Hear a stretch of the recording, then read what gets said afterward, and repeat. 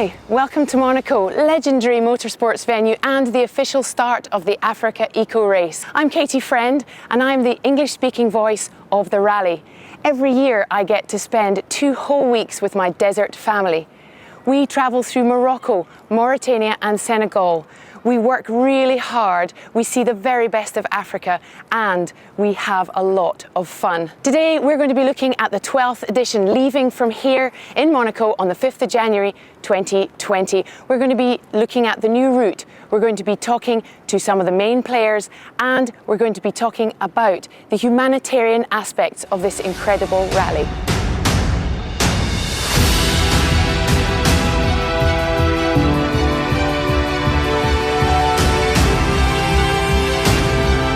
In 2008, the famous Paris-Dakar rally was cancelled, a massive blow for rally fans around the world. However, 2 former winners of the race, Jean-Louis Schlesser and René Mech, decided that the fans and the populations of North Africa should not miss out. They decided they wanted to bring a new race. And so in 2009, the AfricaEcoRace was born.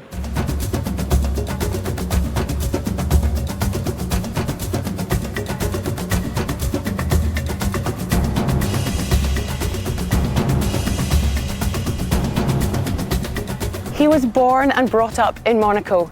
He's the son of Jean-Louis Schlesser, and he's been part of the organisation of the AfricaEcoRace since 2013, but involved since he was a very little boy. Anthony, tell us what it's like to grow up in Monaco. Well, I'm very linked to Monaco because I grew up in this city. My parents before me lived here, and it's a temple of motorsports, so it's very special to have our race start here for the 5th year now. And yeah, it was a great accomplishment and I'm really proud of it. We have organized this race, and Monaco now has Formula 1, WRC and a World Rally Raid starting from here. Monaco, il faut quand même reconnaître que c'est la plus belle plateforme du sport auto ou des sports mécaniques dans le monde, et peut-être la plus connue.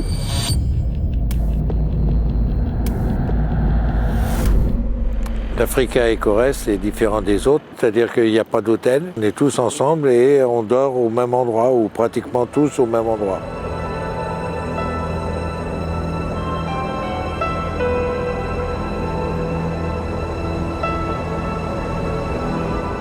Un vingtaine peut se retrouver avec un poireau moto, etc. Ce qui ressort de l'Africa, que ce soit pendant la journée, pendant la course, le soir au bivouac, pendant les briefings, c'est l'esprit de convivialité qui prédomine.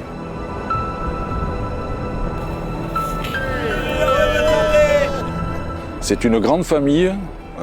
Tout le monde mange ensemble, tout le monde est en galère ensemble, tout le monde en profite ensemble, et c'est ça qui est extraordinaire, dans des lieux extraordinaires, donc c'est pour ça qu'on y va, quoi. Mais moi je les encourage à participer à ce rallye, à venir découvrir l'Afrique d'abord, avec son histoire, et aussi surtout s'engager sur une course avec des valeurs et surtout avec cet esprit.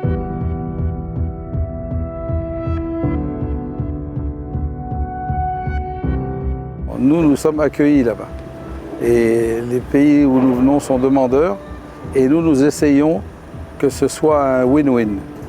Chacun apporte un petit peu sa pierre à l'édifice, et il n'y a que comme ça qu'on peut faire une belle course. But I'm fully expecting it to be a completely different experience, and that's what I want. I've done a race on every continent around the world. I have raced in Africa before. I've done the Mazuga Rally. I'm familiar with some of the areas, but I really, really would like to go back and get that authentic feel of riding a bike off the start podium and then all the way down to Dakar. That's something that I've had a dream of doing that for a long time, and it's going to happen next year. Questa manifestazione coniuga in sé tutti i valori sportivi che io ho sempre sognato. Ho trovato la mia dimensione, ho messo tutto il mio impegno per riuscire a partecipare e a portarla a termine. E è per me con il cuore che ancora oggi ripenso alla mia prima e seconda partecipazione con veramente un entusiasmo veramente vivo.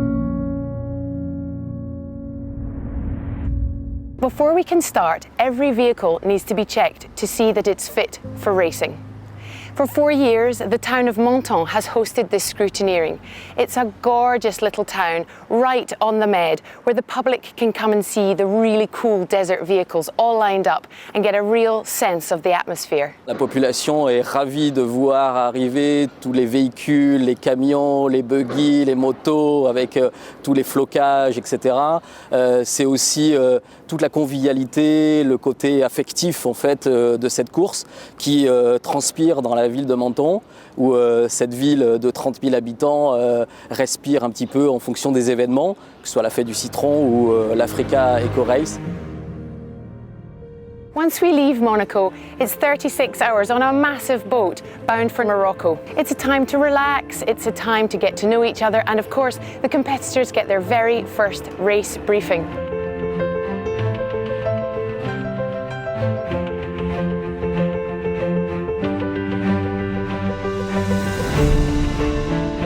The recce's for the 12th edition will be happening very soon.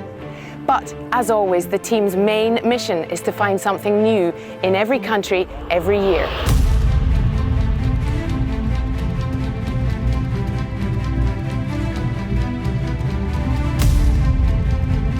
Alors c'est sûr, chaque année on essaye de trouver quelque chose de nouveau.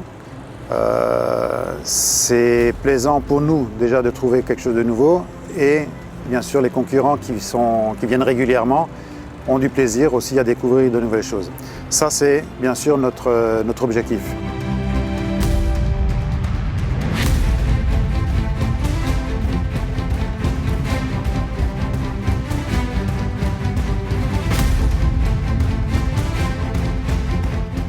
Donc comme nouveauté, on va essayer d'aller, d'ailleurs les gens ont bien aimé Chinguetti, Ouadane en Mauritanie, et là on va essayer d'aller vers Tidjika. On va faire une petite surprise aux concurrents. Il faut avoir un regard d'ensemble, il ne faut pas faire trop de liaisons. Il faut aussi penser aux accompagnateurs, aux assistants.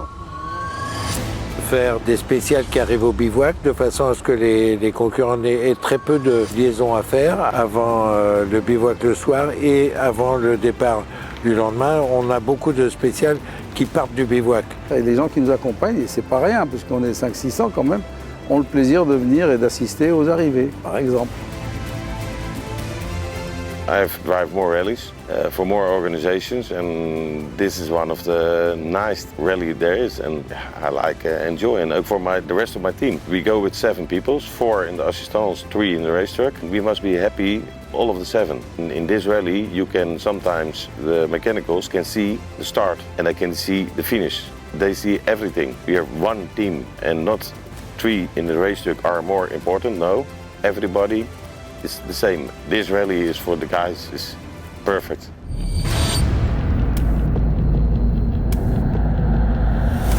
Un roadbook, c'est un peu comme un puzzle.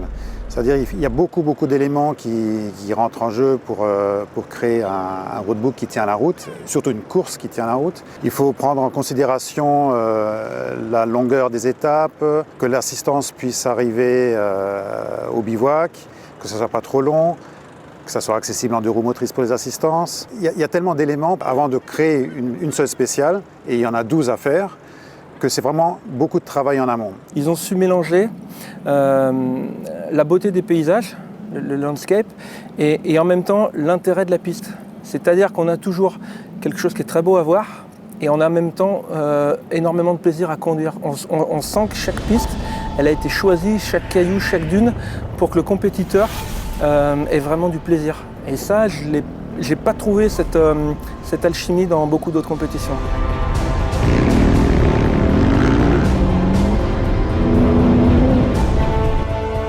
Je pense que l'AfricaEcoRace présente toutes les difficultés qu'on peut retrouver sur les grandes courses de rallye raid, que ce soit au niveau du terrain de jeu, de la navigation, du sable aussi, parce qu'il y a beaucoup de sable en Mauritanie. J'en sais quelque chose, mon copilote pourra en témoigner aussi.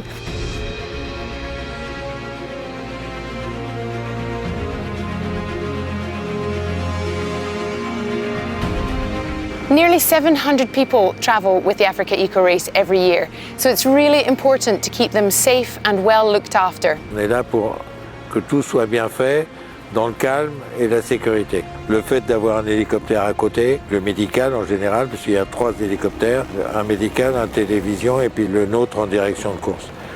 Mais ça c'est important qu'ils sachent qu'on est prêt à agir en cas où.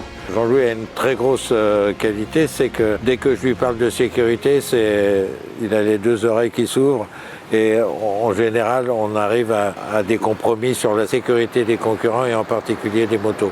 Il y a eu des accidents graves, bien sûr, principalement en moto, mais je dois dire que grâce à notre philosophie, à notre façon de faire, et aussi à la manière d'écrire nos roadbooks, c'est pour cette raison peut-être que nous n'avons pas eu d'accidents extrêmement graves, parce que les pilotes sont toujours sur la retenue. The AfricaEcoRace is beamed around the world thanks to the incredible work of the production team. Over 20 people work tirelessly every day. Cameramen, journalists, drone pilots, editors and producers work throughout the day and the evening to produce daily footage for international broadcasters. We also come live to you every single day from the bivouac.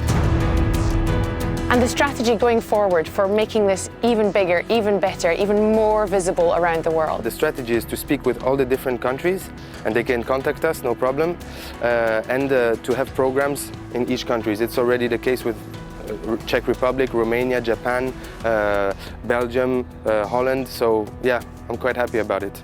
Most of the impressions, movies, photos, they came from the organizers, because they were all the time in touch with the organizers. They had access to the movies, to the photos, to every kind of communication of the news.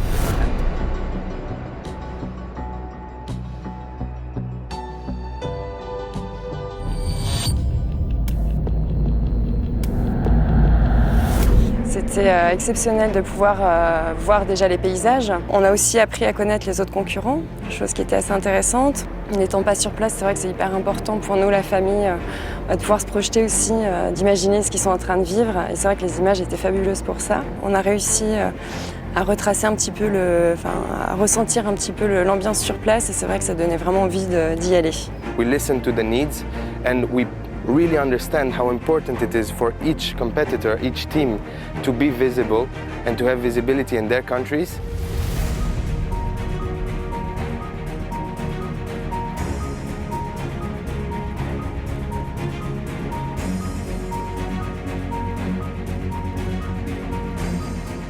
So how do we put the eco into the AfricaEcoRace? Eco in our name has many different meanings. So first of all, the first word that comes to mind is ecological.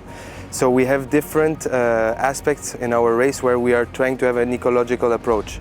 For example, the first example I have is finish lines are powered by solar panels.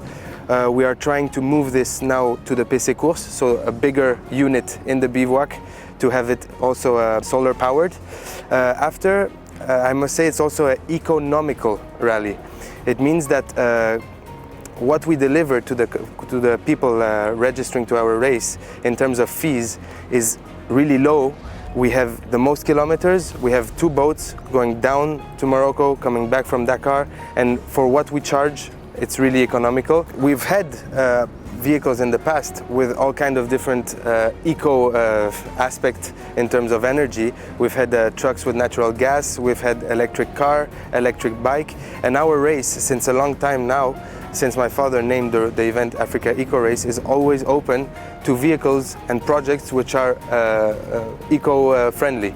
And so any person which will come to us with a nice project and which is eco-friendly, we will have our arms open for them. Once again, the AfricaEcoRace is partnering with AMAD, World Association of Children's Friends, to distribute solar lamps. Over the years, we've given out over 1,000 of these lamps. And this year, the eco-participation part of the rally means that every single participant from the rally, from the organisers, from the teams, will be contributing to the distribution of these lamps. Nous avons initié en partenariat notamment avec AfricaEcoRace en 2017 donc le projet qui s'appelle le Challenge l'énergie de l'espoir, qui porte sur l'équipement pour les écoliers du primaire et du collège en zone rurale. rurales en lampes solaires. Ces lampes solaires permettent à ces enfants non seulement de faire leurs devoirs la nuit tombée, pour les jeunes filles de rentrer plus sereinement chez elles et également de lutter contre la pollution et également aussi pour les familles de réduire les coûts qu'ils doivent supporter pour l'éclairage. Et chaque enfant a gagné 4 heures d'études par jour et 200 tonnes de CO2 ont été évitées par an.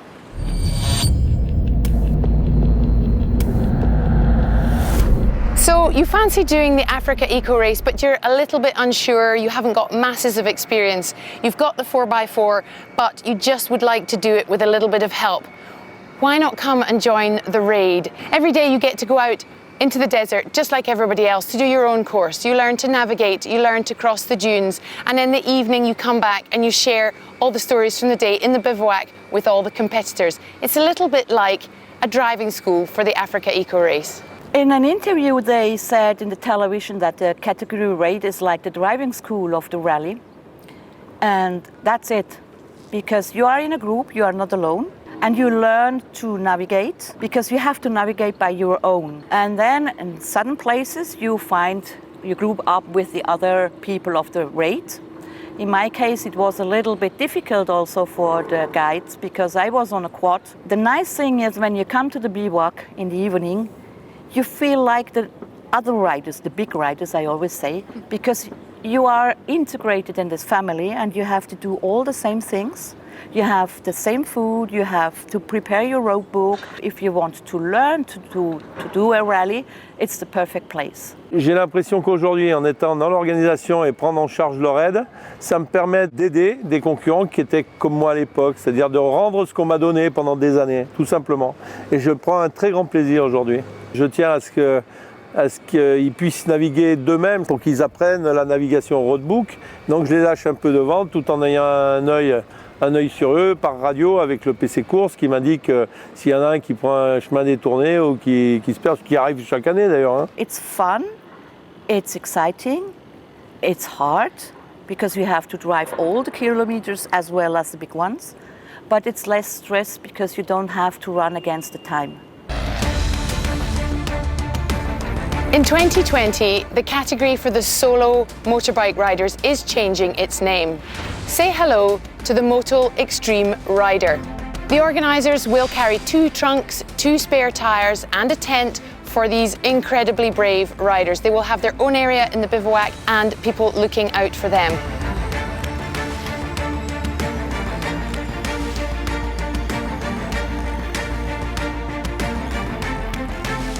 L'organisation favorise les pilotes amateurs. Ça, c'est très clair. Ça, c'est super.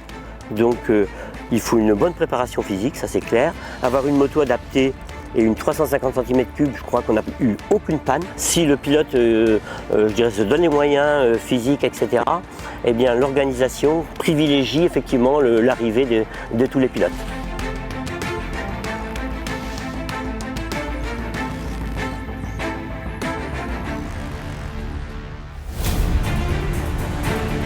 The SSVs have been an absolutely brilliant addition to desert racing. They're light, they're fun, they're fast, they're not particularly expensive, relatively speaking, to get out there into the desert. They have become so popular and such a great part of the race that in 2020 they're being given their own category, the SSV Extreme Race. Pour faire cette course, il me fallait un véhicule.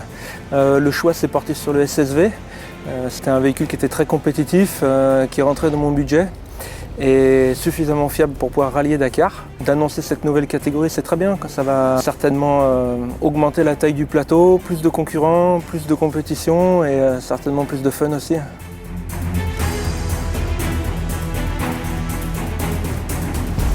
on a la chance qu'avec les SSV, ils ont une faculté de passer dans les dunes qui est, il faut le dire, plus facile qu'un buggy ou un 4x4.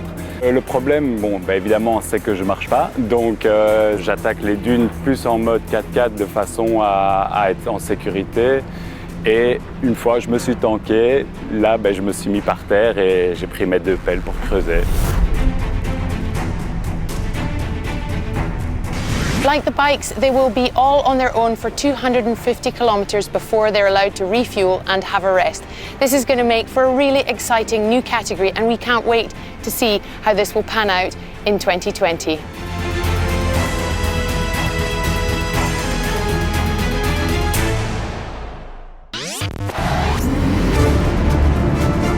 compétition et passion. Atmosphere is family and Africa. The bivouac's perfect and in the middle of nowhere. So back to basic, go to the place to be, Dakar. Un rêve d'enfant, de pouvoir aller jusqu'à Dakar. J'ai été transporté par cette course, elle a tenu toutes ses promesses, j'y retourne dès que possible.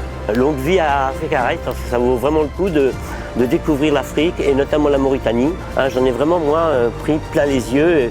J'étais un gamin pendant les 15 jours. On a eu cette chance de passer donc, du rêve à la réalité, voilà, de passer de l'autre côté de l'écran et de le vivre.